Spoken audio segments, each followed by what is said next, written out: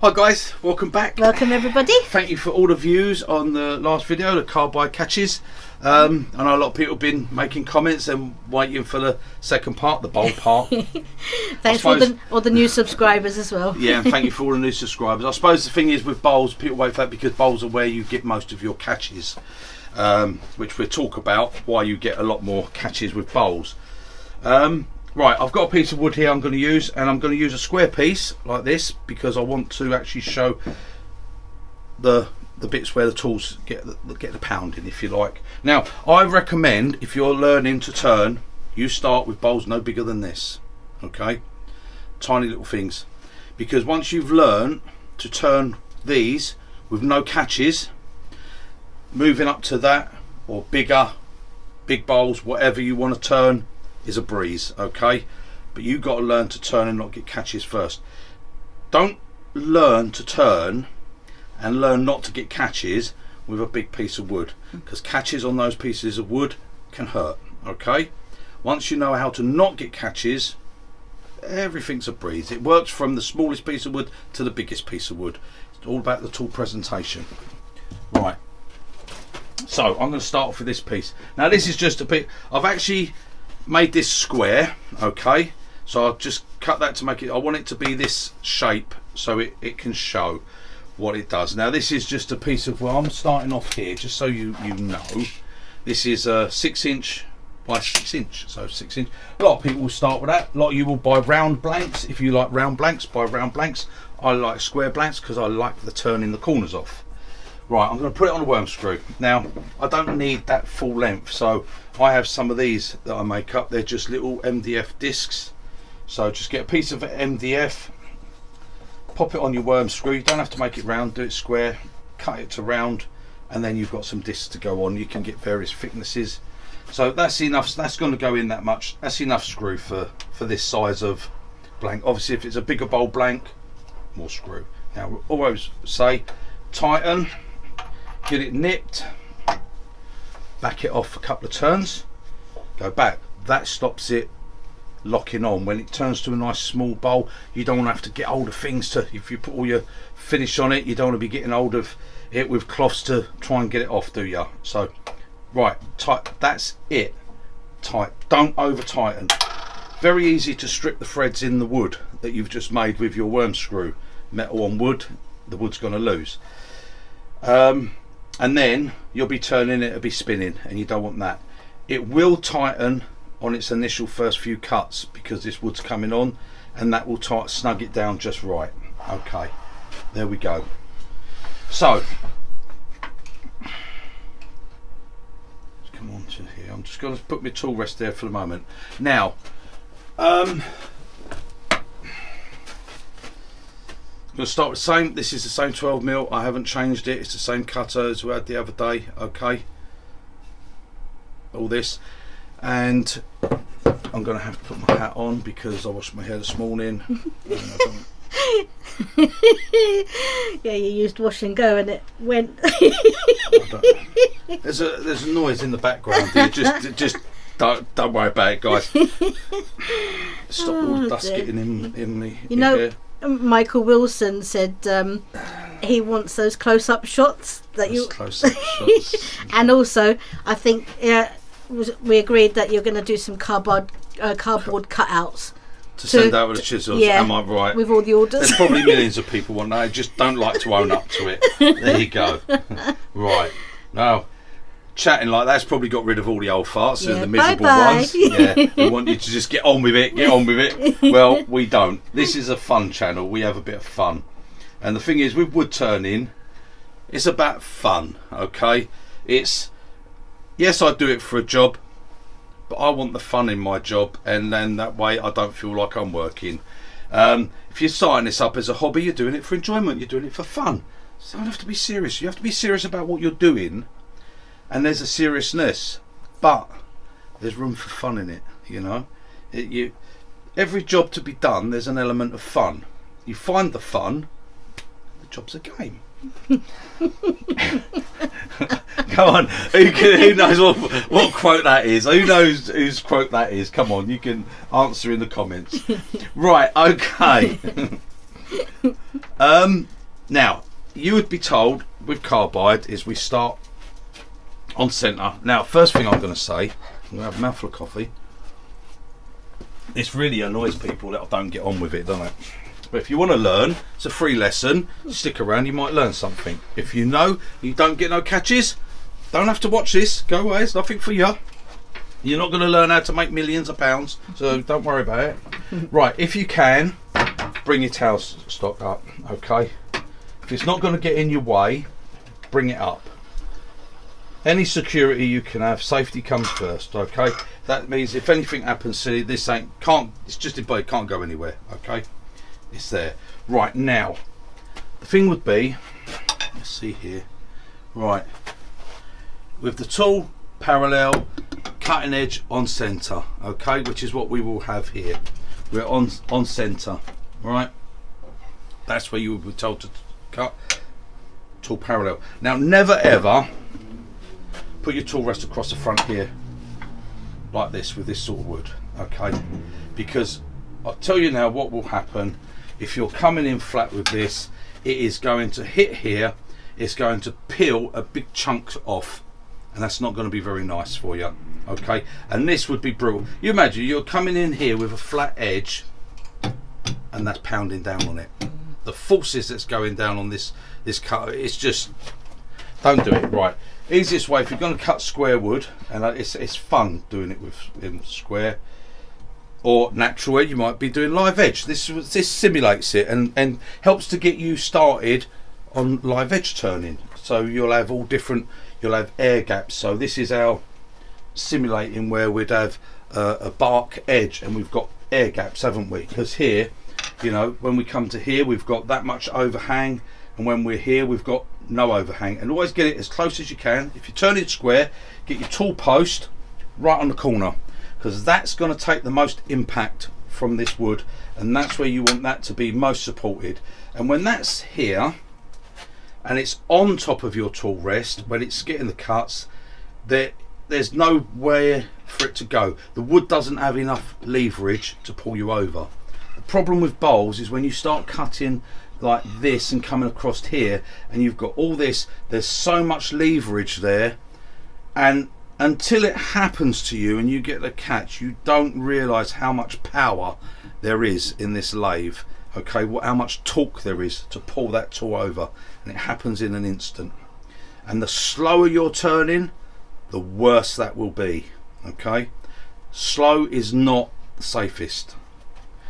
Now, we're set up like this, and I'm going to make a few cuts. Now, the other myth that goes about, and it is a total myth, turn a bowl under 1000 RPM, if it comes off, it hits the floor. Turn it over 1000 RPM, it has a quick can of Red Bull, grows wings, and it goes airborne. What a load of old twaddle. What twat ever come out with that, I do not know. I know a few that have, but you know, we don't have to name people. Right, if a bowl comes off and it goes airborne, it's because it's probably hit your tool rest, hit the lathe bed or whatever, it's bounced, and it'll bounce. That will happen at whatever speed, okay? The faster you're turning, it does not mean it's going. If it doesn't hit enough, a bowl's going to go down. I've had it so many times. I've shown here where I've held a bowl with my little wooden chuck and it's popped out and it always just goes down. Every time it goes down, it won't go airborne. So just get rid of that idea. It's total false. It's going to go up because 9 out of 10 times what it is when you get a catch, it's used the tool as a lever, which is the lever to throw it up. Yeah. And the reason the bowl comes off is because you're probably doing this. Tool in here, hand on here, tool rest there, everything's locked up. This, nothing can give at all. So what's got to give? The wood. The wood has to go. Something has to give. The lathe's not going to give. None of this is going, so that's going to go. Or you are going to break the tool, or you're going to give. And if you give, well, that's you know, yeah. Well, we won't even go into that. Right. So I'm going to start this. I'm going to turn this speed down. And I'm going to start this up. Now I'm going to put my face shield on because obviously it's a piece of wood. There could be a loose piece. It could fly off, hit me, spoil my beauty. We don't want that happening. Not if we're going to do some close-up shots. Just run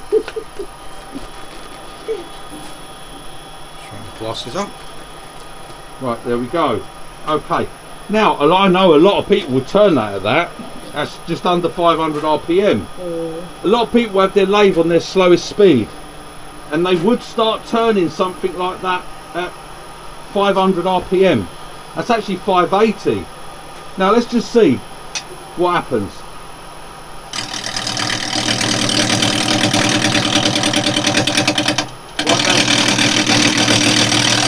You can see how it bounces here. You can hear it. That's not nice, okay? It's not nice.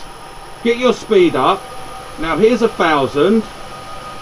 Well, 952. Just under 1,000 RPM. And we're coming. Now, straight away, it's a bit better, okay? But now what you've got to remember here is at this point, I am very, very close. I've got no overhang. So I'm taking away any leverage, okay? Let me go up on that speed. Now, you can see here with old Dart or whatever, there's just at, this is at 1300, it's just starting to get a little bit of a quiver on, okay? Go up. Most people would go like that and go down, okay? Just go up and go through it. And there you go. It's settled down. We've got up to 15. 1600 RPM. We're between centres. Nothing can come off. We know the wood, our wood's stable, okay? Now, we come in at that.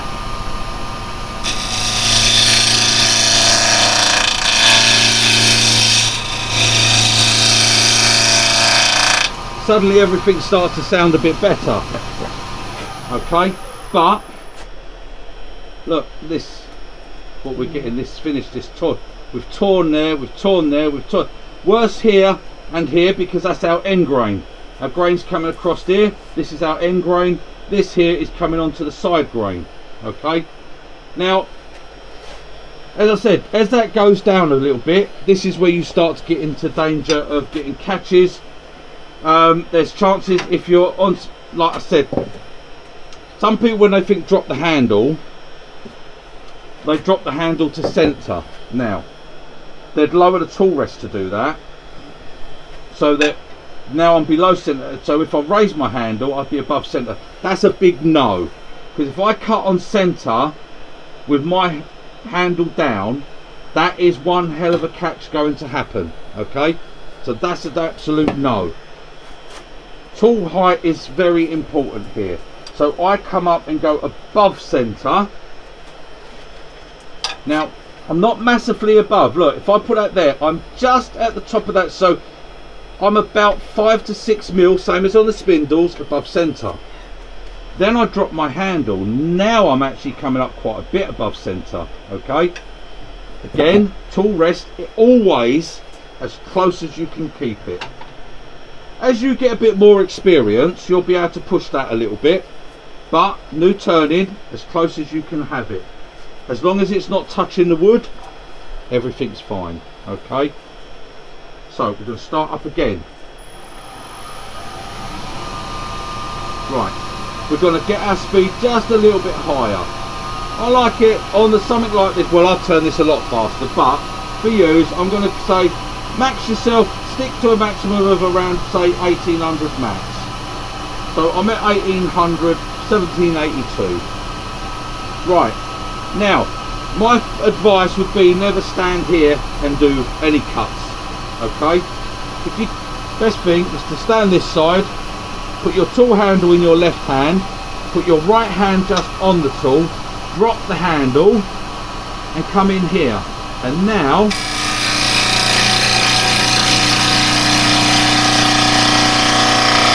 as you see there, our bevel comes in.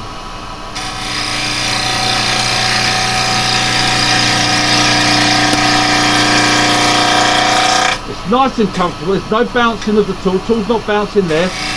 We're still going to get a bit of noise until this becomes round, and we're still going to get. You can feel that vibrations, because what you got to remember is that we're already there's our end grain bits there. Well, so I can't even tell at the moment, but that's our end grain bits. Look, we've already, I mean, this we're gonna get until we get round, because obviously we're lifting these edging bits up. That's why you don't go this way, because if you go this way and you come here, it will 9 out of 10 times it will chunk a great big off. It wants to remove that side. That's why we don't use a spindle roughing gouge on bowls. It will take too big a cut. It will want to remove that whole side of wood in one go, and quite often you'll get it hit there and it will split that bowl right down there. Okay, so be careful. But we've cleaned that up immensely already in just a couple of cuts. But what you've got to remember is we've got air, so we come here, and as it comes round, we've got all this space here where there's no cutting, and then it hits again. Okay, so it goes and it hits again, and that's what's happening. That's why you get that little bit of vibration. Right, if we're doing it flat, I'm not going to lower the tool rest. Imagine if we're on centre and we're doing it flat. Now if I get a catch, which 9 out of 10 times you will get at one time, you'll perfect it over a course of time, but you'll get used to what you're doing and you'll learn to hold your tool really tight and heavy. And yeah, if you get a catch here like this, the tool is going down there. Okay, that's the catch. If the tool can't go down, the wood will try to go up, and that's when you'll lose bowls. By having your handle dropped and coming here, because I'm on bevel, you can see the bevel, there's the bevel of the cutter, yeah, and it's there sliding. So as I pick the cut up here, if I was to get a catch, so like here, and this comes down, look where the tool goes. Right, if I'm flat, tool goes there, tool's going to go there. If I'm that way, that's all the tool can do, is this. So you're in no danger. That tool cannot push that wood off, and that wood cannot possibly take that tool down there. Okay, but we have to have a rolled over. We don't want to be flat with it, because if we flat, the only way we pick up a cut is to raise the handle, then we don't have bevel contact, and then we go down there. Okay, if we're rolled like that, we cannot possibly get a catch. It can't grab it, so it makes it safe turning. That's what you want. You don't want to get catches, you want safety. Start up again. Here we come in, so we can come on here. Now again, there's no way of catching. Look, we can't get a catch, and if it did catch, it would only push us here. And this is it. As soon as we make this push in, because the angle of the tool, okay, and in a way I suppose what we're trying to do is match the angle of the bevel with the handle drop. So if people that want figures, if you want to sit there with a level and do it all, you want to drop it about 30 degrees, so down to here. So we come on. Now as we come on, that's it, there's our shelf for our bevel. Our bevel's sitting on this little shelf here, so now we've got bevel control. As the wood, then all we have to do is do these cuts. Now I'm doing that because I've still got these square bits here, right, and I want to get, now you can hear the difference. Now as we get to here, we start to overhang our tool a bit more. Not a problem, because we've got our handle down, so even if we get a catch here, it's just gonna push us away. If you're overhanging the tool there, there's so much force it wants to grab it over. You'll know because you've had it. Okay, so as we come on, we've got bevel control. Now as I've said before on the spindles, when you get bevel control, and that's there, and the wood comes onto a cutting edge, the bevel stops the tool being pulled into the wood. When it's here and it comes onto it, if you've got too much pressure on your tool wants to sort of feed in a bit. Look, when I push it, it can cut in because it's got nothing to stop it, that cutting edge going in. But when it's here, the bevel is what stops it. Okay, Now you think, well, how are you going to pick up a cut then? Well, your cut is your initial cut in. How deep you want to make it. Now it's a bit hard with carbide because you are a bit limited on what depth of cut you can take. Now again, see this, look, now that a lot of people will start with that gap. If you can fit your finger between your tool rest and your wood, you're too far away. Okay, you will get a catch, or you're opening yourself up to get a catch.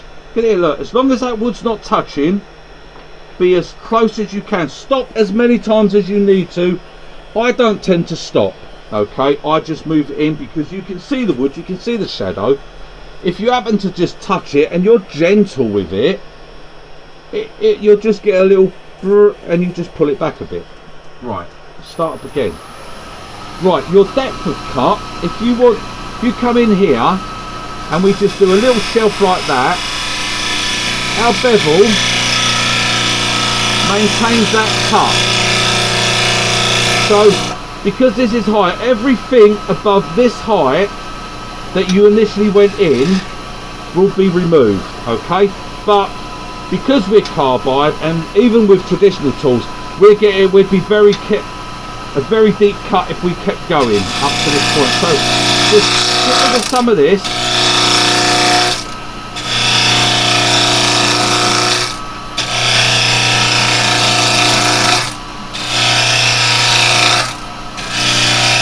Now once we get this, now again, you probably can't see, so I'll stop to show you. Right, again here, I can get my finger down there, okay?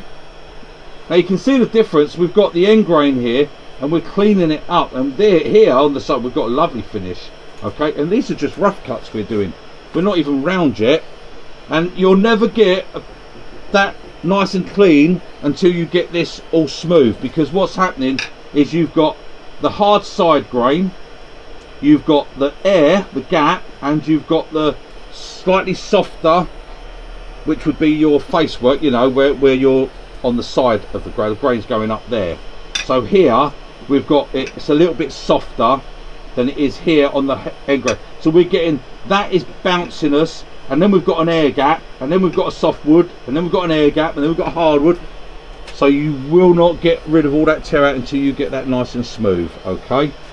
Right, so like I was saying, here we've got a gap. Now you don't have to keep stopping the lathe. With it, all we do is bring our tool rest, you're the person to look down, you can see the gap, just bring it in, there we go. Now we've closed that whole gap down, no drama, nice and gentle and slow, okay?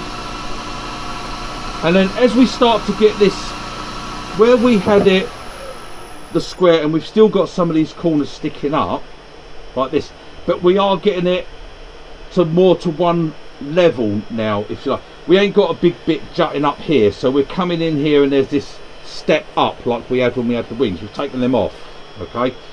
So when you set your depth for the cut, I'm trying to explain it in a way people can understand. When you start your depth, and I say the bevel will maintain that cut, it will maintain that depth, but if you've got a big bit here, as you come up here, that's going to be maintaining that depth there, and suddenly you're going to have about an inch of wood to remove here. So that's why take all these bits off.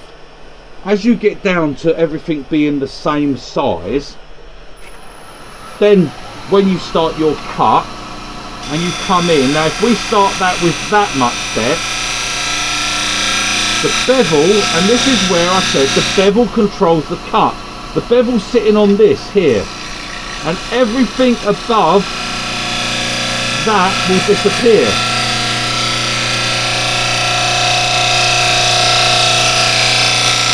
Because the cutting edge can't go in any deeper. If you don't have that bevel support and you're coming in here and you start here and you come along, you have got to control that depth, and it's very easy to start going deeper, where now look, you can see how it's starting to get grabby, because you're starting to go deep, too deep for what you want to take off. The wood's going to have too much leverage on you. That's where this works best, because the bevel's on, Bevel controls how much that cuts.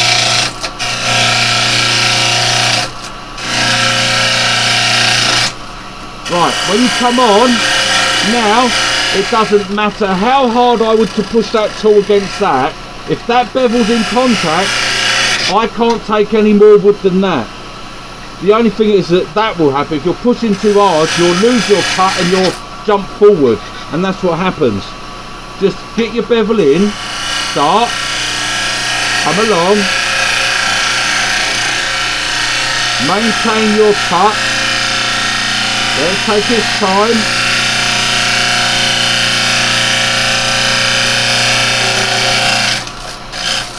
Take that end bit off, and you've got full control going across the wood. Now, again, look, I'm getting a gap there. Just keep it in close. It's for your safety, and it makes the tool work better. If there's no overhang, the tool doesn't have a problem. It's all fully supported. Right. You want to make a slightly deeper cut, then just start yourself a bit deeper.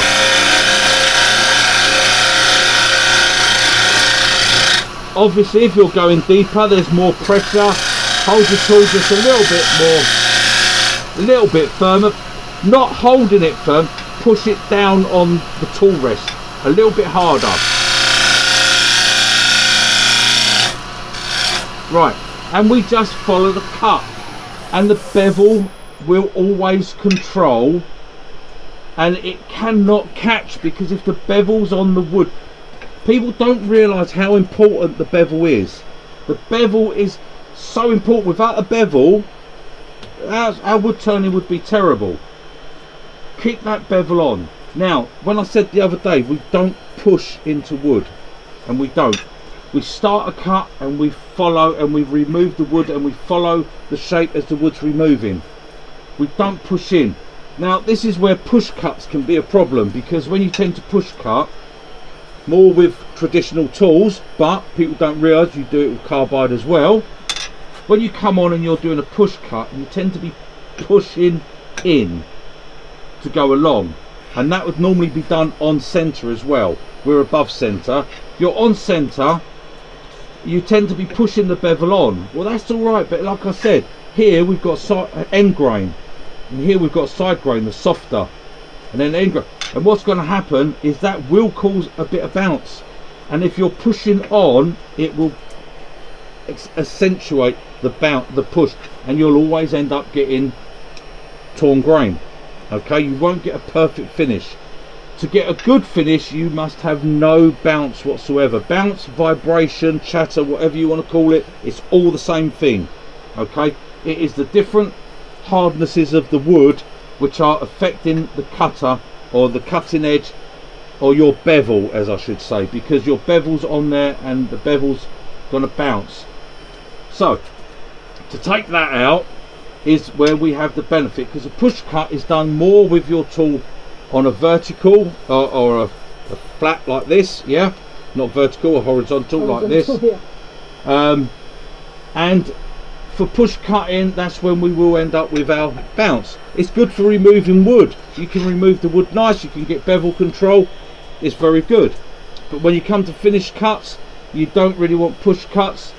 You're still going forward, but if you drop your handle and you come in with your bevel, you can come along, and the wood is coming down onto this edge, as you can see here, and we end up getting lovely shavings. And look, we are getting nice shavings coming off with carbide. Okay, we're getting nice curly shavings coming off, as opposed to these scrapings, which you can see how hard that gets to turn that there. Then it go a little bit easier, well, so-called easier on the side grain. See, it will remove side grain like this, okay, but when we come to end grain, it tends to do that, and that's where we get all our catches and our problems. Let's just clean this up.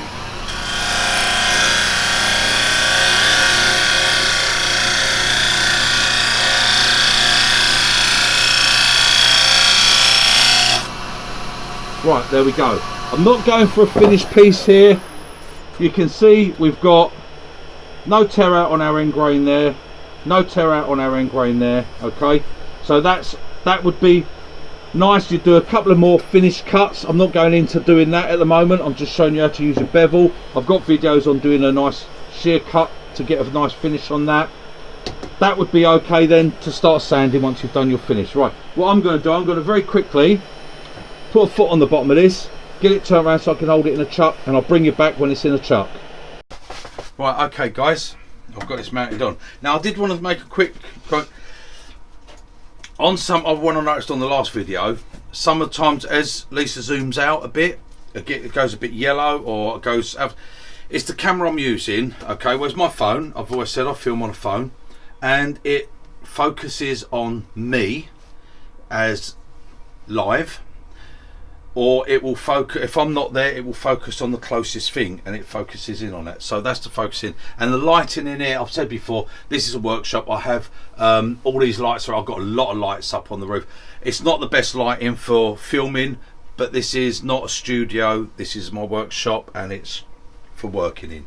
Okay, so just clear that up. Right, okay, I've turned the piece round and I've mounted it in my shark jaws. I've just put a tenon on the back, and that's it. Everything's nice and centered, so that's it. Now again, I've got videos up on saying how to do your tenons and how to do your recesses and all that, so if you want to know about that, they're there. Right, this is the bit I think for a lot of people, isn't it? Hollowing, where people get catches and hollowing. Reason why? Because this is one of those things where you don't actually, you will on certain bowls move your tool rest in, but things like this size you don't tend to. But it's not gonna, it would not be a deep bowl, it would be down to the bottom, I suppose. There, overhang. Right, we'll have a look at this. Right, we're there. I've got a measuring device up here. Right, would be 2 inches, 2-inch overhang. Now that's not a lot. 2-inch bowl is not a deep bowl, but 2 inches of overhang, you know, where that's from our tool rest, that's the actual overhang. We actually go, when they say the overhang, what you got to do is go from the center actually of your tool rest, because everything past that center is actually overhanging, because your tool rest is rounded. So where I've got an inch thick tool rest, some, if you use the other type that have the slope and the bar thing, or like the robust ones and things like that, then obviously you can get it that little bit closer, so it's, you measure from that. But if I go from the center here, okay, I'm actually probably 2 1/4 inches of overhang. Now that from there, you know, that's a third, over a third of your bar. So overhanging. This is where you start to get that bit of grabbing, and if you're using this flat like you'd be told, on center, pushing in, you imagine the forces that are coming down on the flat of that cutter. We've shown that on here, how it pulls. That's no different when you're down that bottom. There's a lot of force that's trying to pull that down, so you hold tighter, that's pulling, or you happen to be holding tight and you just drop your handle a little bit. What you do, and it's something you never ever do, is point your cutter up like that on face work, because it will dive in. It's not bevel controlled, and it will dive in, and what happens is you just, as you get deeper, you tend to be trying to counteract the forces that are coming down. And like I've said, the human error, because of us, we're very movable, and what will happen is, as it's pulling down, you'll go, and it will just come up a fraction, and it bang, and that's what's happened. You've gone like that, and I mean, I'm set above center a little bit there. Now I want to talk a little bit. Right, if your tool rest is set above center and you turn the wood, your tool will go this way, okay, will come towards you. If you set your tool rest and your tool is below center, it will go that way. Right, so above and below centers on faceworks can be awkward if you're going flat, because your tool will want to go a certain way. So bang on center. If we come up, so we'd be, with the tool sort of flat, that would be, say, center there. Pop that down. When we're on center and we turn it, the tool stays in one place. It will not go that way and it won't go that way. Right, I always say, no matter what tool, whether I'm using my bowl gouges or whatever, I always set my cutting edge on centre. You'll find a lot of people will say they took the tool rest below and they angle the tool up to centre. It's not a good way to, you want to finish on centre, okay, trust me. Finish on centre if you don't want catches. And the beauty of being on centre is when you come to finish your cut, I'm not cutting on centre, I'm cutting above centre, up here. But when I finish my cut, I just bring my tool level and I finish on centre. If you don't finish on centre, you get that horrible little nipple. Okay, and we don't want to, you might want nipples in certain things, but you don't want nipples on your bowl, okay? And then you're forever chasing it. Yeah. On, but never ever go below centre. Never set your tool height below centre and angle up to centre. Always either bang on centre or above.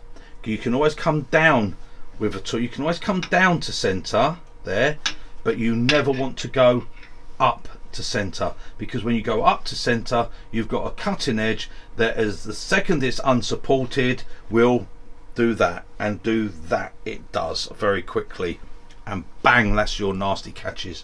Okay, so on centre and you're cutting above, or above centre and you're cutting above, but you will come down, which will raise your handle to come down to centre to finish the cut when you get to the middle. Right, that's just got that. Now set on centre, that's what we're going to do. Now, as I said, a lot of the trouble when you're going in flat and you're just doing this is, it's fine when you start off and most people will get it, yes, it was all going fine, and I'll come down to the bottom and I just came round and bang, I got a catch, because you most probably dropped your handle a fraction and got an unsupported cut. That's why you can't come on a face work with an unsupported cut. It will grab you every time. You will get away with it on a certain part of the wood, and then that bit, bang, and up it goes, and that's your catch. And if you've got all your body weight on here and it's on your body, you cannot control that with your body. Okay, you can control it with your arms. And if you're slightly high and you've dropped it a little bit and you get, it gets that little, you'll know straight away because it's moving here. If you've got it here, you won't know until it's too late, and it's the wood that has to go, because it ain't gonna lift you, is it? You know, well, if you're skinny and slim like me, it might lift you a little bit, but that annoying background noise again, sorry, it must be something in the air. Right, anyway, so let's start doing some little bits. Now, obviously we've got a very rippled bit here, and you'll see everyone do this. Now with a carbide, it's not quite so bad to come across here, okay, but I would always roll the tool. But for me, I tend to go this way, drop my handle a little bit. Now you've got to be careful, because obviously you've got your lathe bed, so I dropped the handle a little bit, rolled over. Never drop the handle and go flat with it, because again, that's what's going to happen. The minute you take that flatness away, you can make that little cut, and you can come across as a push cut, or we can come here and pull this way. Okay, we can do it with carbide, it's not so much of a problem. I never do it with a traditional tool, because as I've said before, with a traditional tool, if you come here and you pull, all you are doing is scraping. You have to turn your edge like this and work on that edge, because if you came here with the bevel and cut the bevel on and then rotate, you will get that immediately, and it's a very nasty cut. If I'm doing it with one of these, I just come in here, make a couple of cuts, and then just push cut straight across, or come from the middle, push cut straight out. That way you don't blunt your tool. If you want to scrape, then go back and sharpen your tool, because you've just taken that lovely edge off. Yeah. Right, okay, let's put a face shield on, start doing a few cuts, and we'll see what we do. So start this up. I've still got my same speed that I was doing with just under 1800, okay? I'm going to move my tail stock back, get everything out of your way. Don't have your live centre in your tail stock. If it hits you in the elbow, it hurts. Okay? Now, your normal way would be, like I said, bang on centre and just do this. Okay, start coming in. Now, I'm going to start just on the middle like that. But as we come in, I can feel already the forces that start to want to pull me down, okay? But this is how you would be told to do.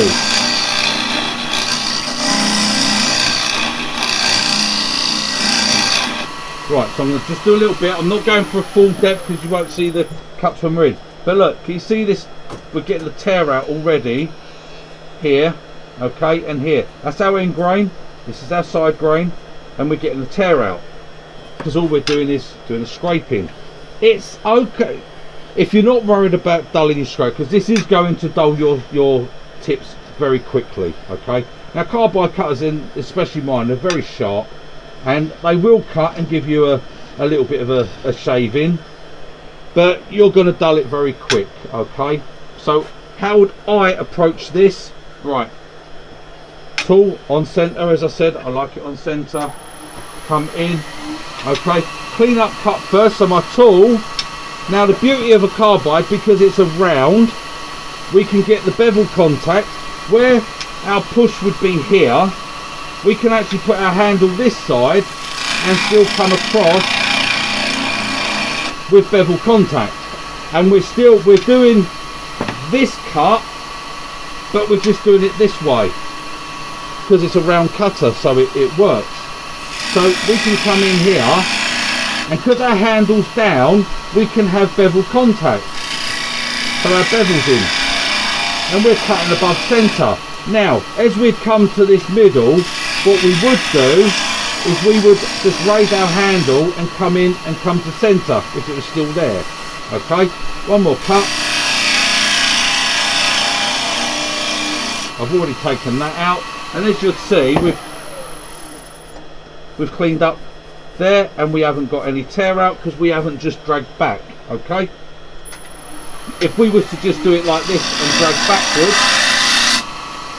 like so, we'd end up with this, okay, and getting tear and tear. And it's okay because we're going to be hollowing it out, but you've probably just taken an extra bit of life off of your cutter that it's going to have because you've scraped, okay? If you want to come in and do the push cut, as I've said, get your little shelf there, a place for your bevel to go, close it, come on. All you've got to do is rotate there and pick up a cut.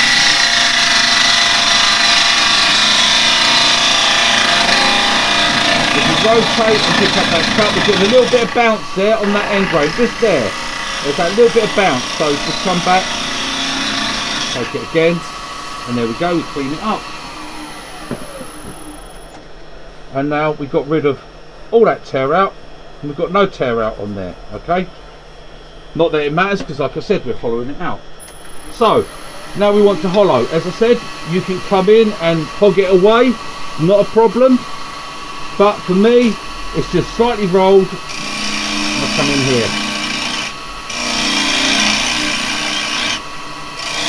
and as I come, I'm above centre now. My tool handle, if you can see where my tool handle is, now this is where it comes across, because a lot of people say, well, I can't drop the handle because I'm on here, okay? But if you're in line with your bed and you come on like this, that's going to want to do that, look, every time. It wants to see, you don't want to be there. You must be able to come round. Now, you can be here and come in and pick up your cut. You've got to be very careful when you're doing those sort of cuts with a carbide, because if that cut comes above this centre line, if you imagine there's a centre line there, dividing that cut into four. If you come into that top little quarter, that's going to be an unsupported cut. It's going to pull you over. Bang, that's your catch. Okay, so this way is not the best way for it. Turn your handle round, other side of your lathe, and you can come in, pick up your cut, and your cut is here below the centre, but we've still got bevel control. Because there's our bevel. Okay, hang on, there's a skip because I've just come off of it. Right, you get rid of that. Come in there. Right, here's our bevel here, which is controlling our depth of cut. And all we have to do is come down to the centre.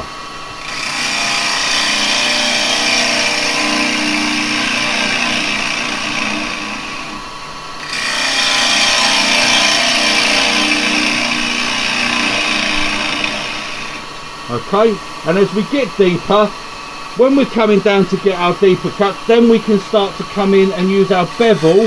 If we put our bevel on, no cutting, rotate it, pick up our cut, and then we can push cut, go up with the tool, and then come down. That way you'll get no catches. Okay, it's very important that when you come on and you start your cut, so come with your bevel, keep it closed, don't come on with it slightly open because it will skip you. Okay, close it, come on, just rotate it, pick up your cut. You've got a bevel control. Okay, you drop your handle and go up, you will always be cutting on this lower edge. So go up, we're cutting way above centre, and then what we do is we come down to centre and we finish off on the centre, and that way we'll maintain the cut on this lower edge and not go above it. But don't try coming in with it this way because it will do that straight away every single time. And you don't want to come in here straight and roll over because you will catch that top edge on here and it will catch you. Okay, come back, bevel's there, make your little cut. Look, we can make our cut here with our bevel pointing in the direction we're going. If we're straight, we won't get a catch or a skip. And then what we do is we rotate to pick up that cut. And as we rotate, we pick up that cut there. Right, now if we keep going this way, it'll keep going, but we'll end up being too straight, so we want to go up and cut up into it and then come down. So we picked up our cut, drop our handle, come up. You can see where my handle is, maybe. Here's my handle down here. Okay, so I've rotated, I've picked up my cut, I've gone up, I've come down, and I've come down to centre, and that's where my cut finishes. Okay, and then you can just start removing wood. You can do it a lot quicker if you want, and you will remove wood very quickly. But that's how we go for hollowing, and all your cuts will give you, look, we've got that end grain and it's gone. These are just where I was showing you and it was skipping. I'm not making an actual bowl here. I just want you to see how that cut goes in. And it's when you start in, you want your tool over here, come in, pick up the cut, come round, and you get on your bevel. As you start to get your bowl a bit deeper and you want to start getting your finished cuts, we come here, put the bevel on, rotate it, come forward, going up. So you're going forward but you're going up, so we're way above centre. Okay, and then as we come over, we come down and we finish on centre. Okay, and that will give you your cuts, and it's around that way. The reason you can't start from that middle with it this way is because your lathe bed will get in the way. Okay, so if you can put your handle over that side, pick up the cuts by, there's our bevel there, look, that's bevel, and we'll just come on there with a, look, it's not cut in, and then as soon as I move it, it starts to cut, and then we follow that round. Okay, and when we're doing our finish, we come here, turn it right off like that. If you just have your bevel pointing in the direction, so that's my bevel there, I'm going in that way. If I was going in deeper, I'd go there and push. That will give you this cut. Look, there's no skipping. The minute I turn like that, it skips. Okay, if you come in and you rotate it there, it skips back every single time. It's the same, it's no different. Spindle gouges are exactly the same, bowl gouges are exactly the same.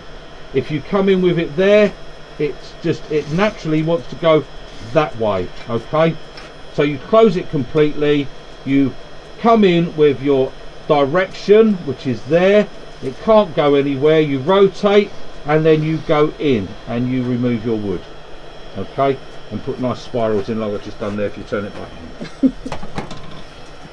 And that is it, guys, and it's as simple as that. So come in here, you're making your cut by just entering with a slice. So you enter with a slice and then you follow round, and that's all it is. It's the same on this front edge. We're going to do it, enter with a slice. There, it comes in with a slice, okay? And it's the same here. We enter, we come in here, like I said, if we're going to do this push cut, we come in, there's our cut, we go up, and if we're nice and gentle, we get a nice finished cut and comes down onto the centre.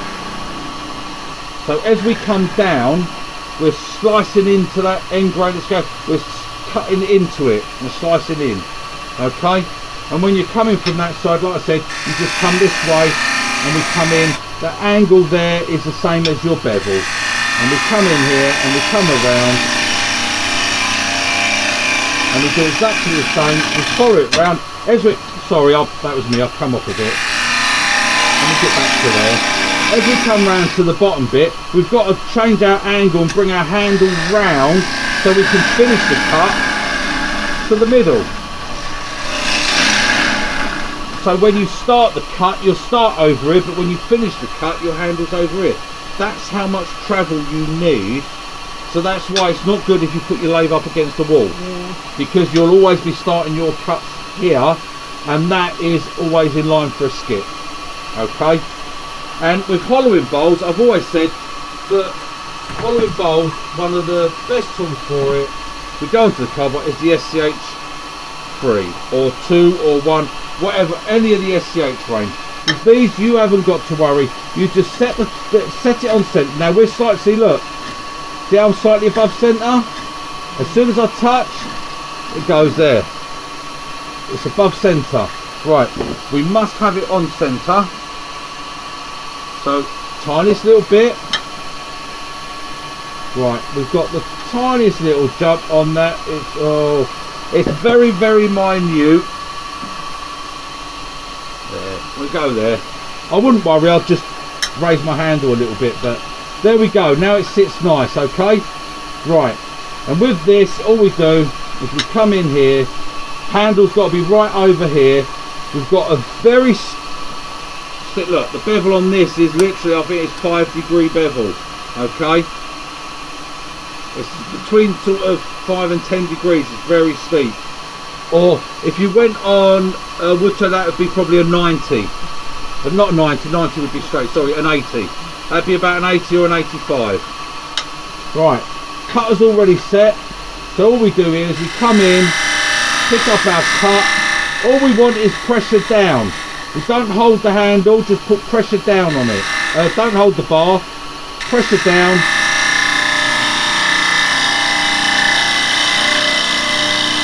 And all we do is maintain that bevel contact and go straight across.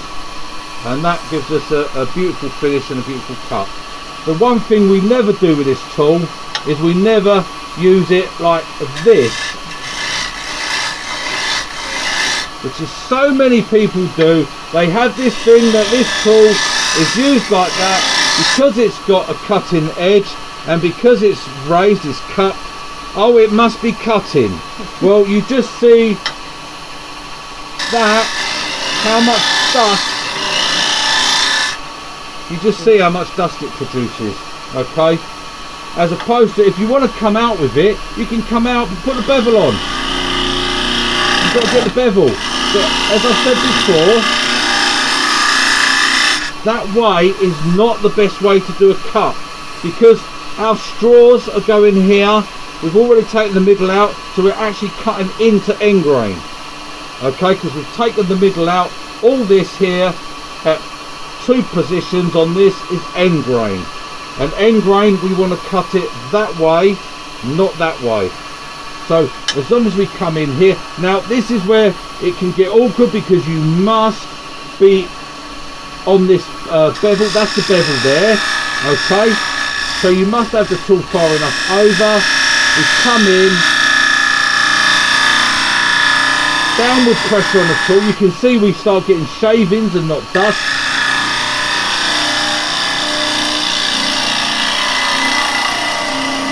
and we come around, and that is how this tool is designed to work.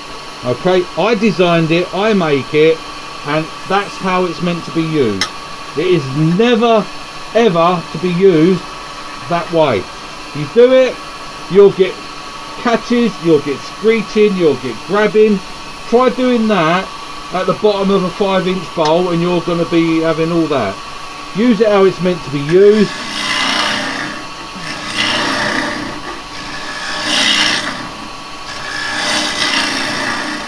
And it works a treat.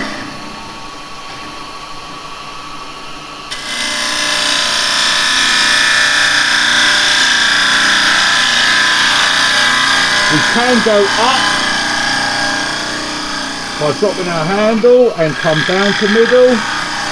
Now again, oh, I come off the cut. If you come off the cut and you've left this ridge here, right, do not come back and start here and go again, because you're going to put another ridge here. And don't come here and go, because when you come down there, you'll go over it and you'll still have that lump. Right, I'm cutting. Oh, I've come off the cut. Right, keep the bevel on. Go to the middle. Come back. As soon as you'll feel it, there it is. It's just dropped in. Fraction more. Come forward. Okay, and that's how we get rid of that bump, because the bevel controls your depth of cut, not you. So if I've got something that's a bump there and I put my bevel on here, when I go forward, everything that's above that bevel, that's above this height here, as long as the bevel starts on that height, everything that's above that height must be taken off. It's like a sole plate on a plane. When the sole plate's there and you start to push, everything that's above that sole plate is cut off. So if you go there, oops, I missed the cut, come back, there it dropped in. You'll actually feel it drop in. There, you can feel it. Just come back to where, don't take the bevel off. You're coming down, and this is, if you're new to turning, this is just absolute, the absolute tool. Okay, it is fantastic. For hollowing, it's brilliant. A carbide, it's the best thing, closest thing you'll ever have to a carbide bowl gouge. Okay, just come back, pick up your cut, come in, look, that's all you've got to do, look. See, put your pressure down, don't grip it, don't hold it to the tool rest, never ever ever put your hand on the tool rest. If your hand is tired, go and have a rest, come back later and finish turning. Okay, that is a tool rest, it is not for you to rest on. Right, pressure down, do it with your thumb, do it with your hand. Just follow it around. I come off, go back. I come off, go back. I come off, I go back. And this is all you have to do. This is for hollowing bowls. Look, this is all you have to do.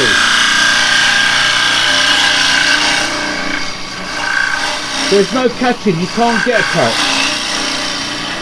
If you use this tool how it's designed to be used, flat on your bar, okay, like I said, you can do pull cut if you're doing end grain, so your straw's up here, then yes, the tool goes this way and we cut this way, because we don't push into end grain, we cut across end grain.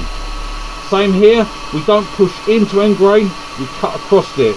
You never go that way. This is a bowl, okay, this is, if it was on a spindle, this is a cove, right? We do not cut coves from the centre out, we cut coves from this side in.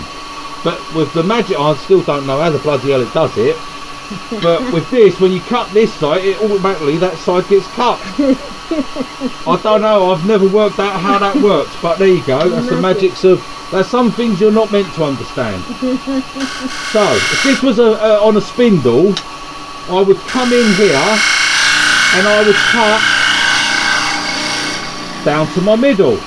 Then I would come here and I would cut down to my middle. So why, when you're cutting it on a bowl, would you want to go from the middle and go out? All you're going to do is push into end grain and tear it all up. So it just doesn't work. if this is an end grain bowl and the grain's coming this way, then all your fibres are coming up. Now you don't want to go that way because you're going to be doing what you're doing here, pushing in. What you want to do is you want to cut across the top of the end grain. So then we go from the middle and we go out. That way we cut all the tops off, and each one, the shorter ones here are supported by the longer ones here. Everyone's a winner. There we go. And the bowl's a happy bowl. Right, now the SCH3, absolutely fantastic, best thing, best tool. I think I've got to say it's probably, with the box follower, it's one of the best tools I've actually made. Okay, is that.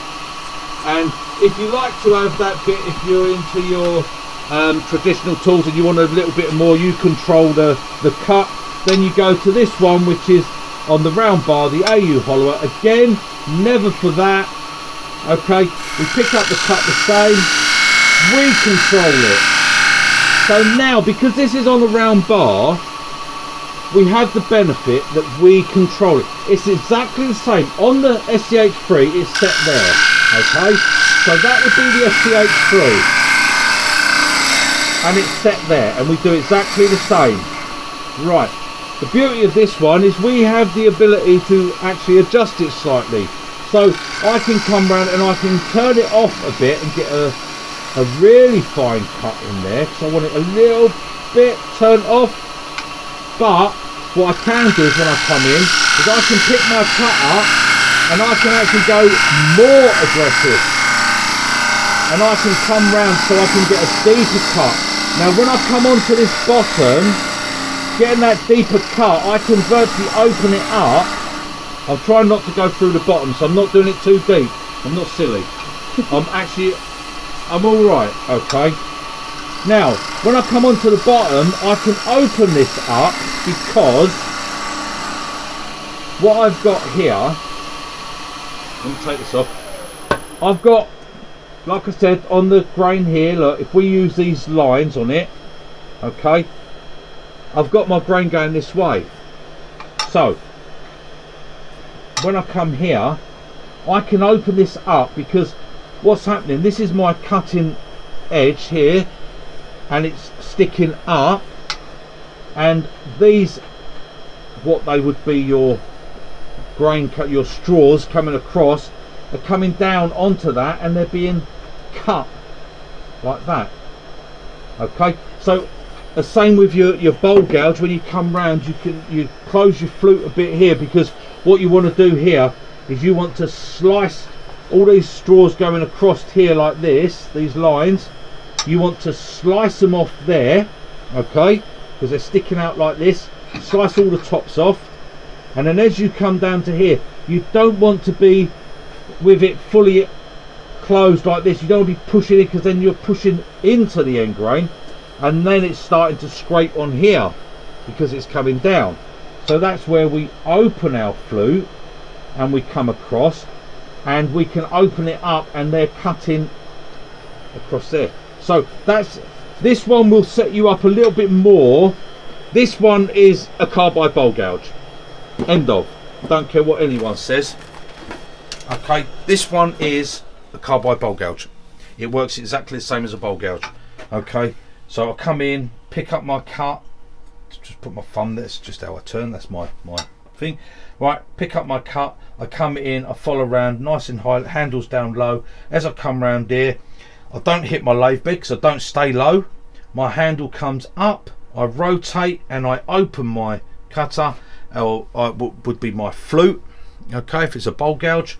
So as you can see here, this is the carbide. I've got a very steep, that's the bevel on, okay, bevel in contact. So I come in, I start my cut, I come down, my handle's down, I come round, my handle starts to come up, to come to the bottom, I open up and I follow around and I finish there.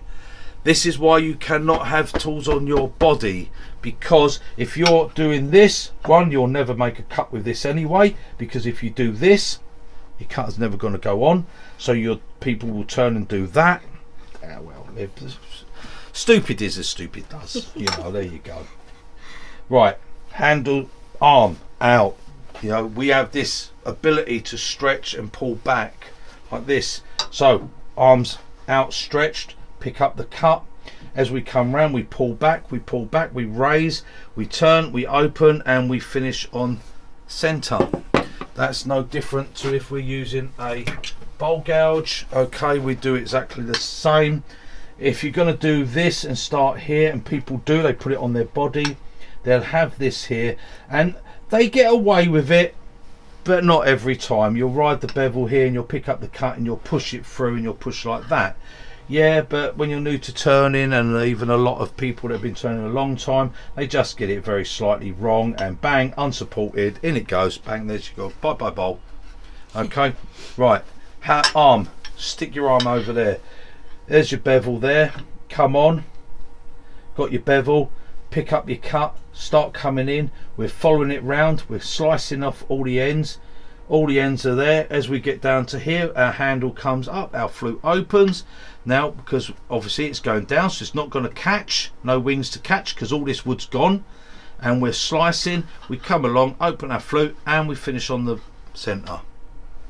So if I put the two tools together, there we go, carbide and traditional, come across. As we get there, drop our hand. As we get there, we raise our handle, we open our flutes, and we come across, and bang, there you go, carbide bowl gouge. There you go. Okay, bowl gouge. Sharpening, all right, no sharpening. And when these are used that way, their life is, well, like I said, when I wear one out, I'll let you know. That's it, you haven't changed any. If you use it this way and you scrape here, well, I don't know, I've never done it, I don't use them that way, so I can't tell you how quickly it blunts, but you will blunt them, and everyone knows that uses cup cutters, you will blunt them, and that's it. So come in this way, follow around, and these are the best gouges for hollowing. That's why they're hollowers. They do work on the outside, not the best on outsides. Okay, hollowers, AU hollowers, fantastic. SCH3, fantastic.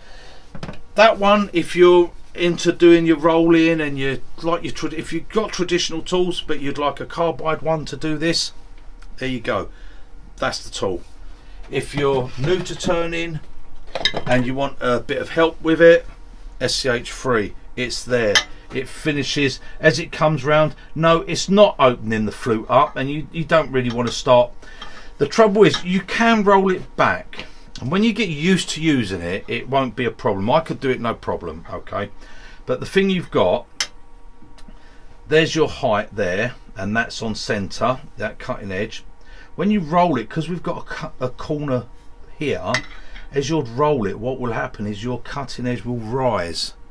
Okay, so that's going to be your problem. So as you'll come round here, there we'd finish on centre. If we roll it, we'd be above centre. So you would have to drop your raise your handle as well to counteract the rise of that. So you've got a few different things happening there. It's okay when you get to know what's happening. But this one is just an absolute fantastic tool, pleasure to use. On there, follow around, and it's done. And this is what I would recommend for anyone with hollowing, is those. If you're hollow bowls, that's it. And the beauty of that, if you do want to do with your standard cutters, you want to come in and push it and just go in like this. You can come in here, do this, get it all done, pop that down, get your SCH3, make your final cut, and that's what you'll have, a perfect finish. So they work in harmony, and that's the beauty of it. The other tool on top of that, which I do say is fantastic for bowls, is the 9mm. The 12mm can sometimes be that little bit bigger and cause you a bit of problems as you're coming around, but the 9mm, it's a smaller cutter. And the box hollower, I've done it, I've shown it, one tool to rule them all, turning a bowl with just one tool. This can turn an entire bowl, this tool on its own. Do your tenon on, do your finish cuts, everything. Again, the same thing, come in, pick up your cut, follow around. Beautiful. Okay, that's it, guys. That's about it. I know a lot of waffle gone on for a lot of time. Most people have fallen asleep. Wake up! There you go. A lot of people look at that. Look, that's just wood. The wetness of the wood. It's done. I've just cleaned all my lathe bed up before I started. I'm gonna have to give it a good old clean off again. Yeah. That's all the crap in this wood. Right, okay, so that is it, guys. I'm not doing any finished bowls. It's just to show you how to do your cuts. I hope that explains with your bevels and where to finish with your tools. Like I said, there's a lot of people will have their tool rest lower than centre, the tool set at a lower height and angle up. The trouble is with that, as you come round, a lot of that is done because they will do this push in here, tool on body. Let me just quickly show you just so you know.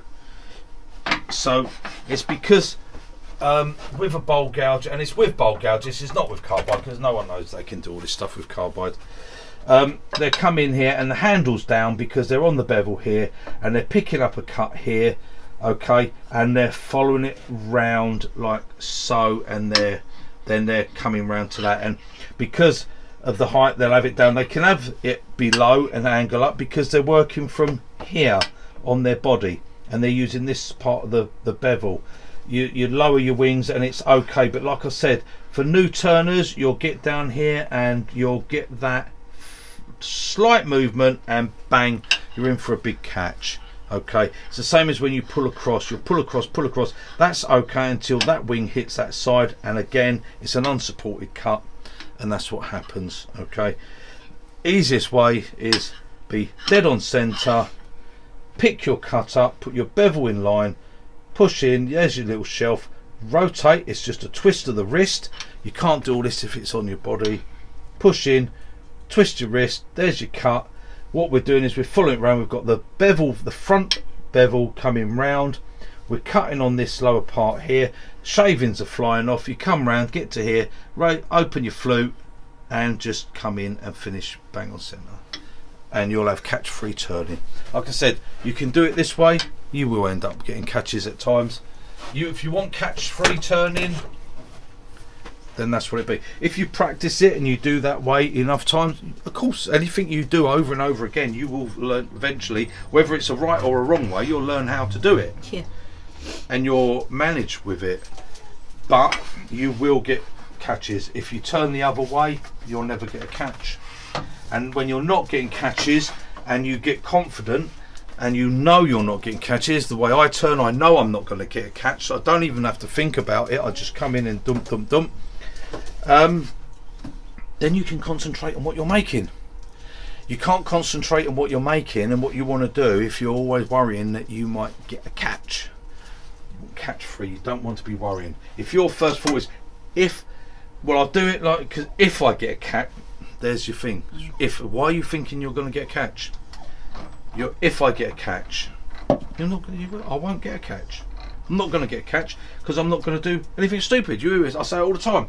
Right, that should bolt all right. I'm not going to do anything stupid, so I've got no reason to get a catch. And that's it. I know I'm not going to get a catch. And that's what you've got to get to. When you got to that point, then you just have fun and enjoy your turning, and it's just pure fun. And that's all it is. Right, okay, that is it, guys. I've waffled on long enough. So, toodle pip, fare thee do wells, and enjoy your turning with no catches. Happy Easter. Bye, guys.